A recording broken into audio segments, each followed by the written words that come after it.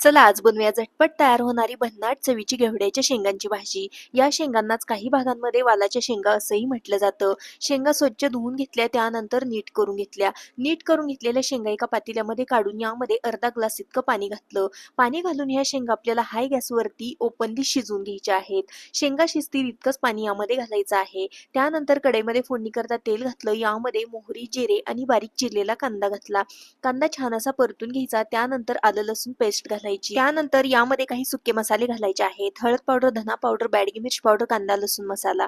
सर्व मसाले व्यवस्थित असे तेल सुटेपर्यंत परतून घ्यायचे. शिजून घेतलेली घेवड्याची शेंग घालायची. गरम मसाला घालायचा आहे. चवीकरता मीठ घालायचं आहे.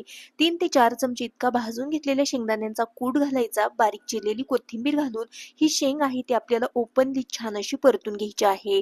त्यानंतर या इथं मस्त अशी चमचमीत घेवड्याच्या शेंगांची भाजी तयार आहे. व्हिडिओ आवडला असेल तर व्हिडिओला प्लीज एक लाईक नक्की करा.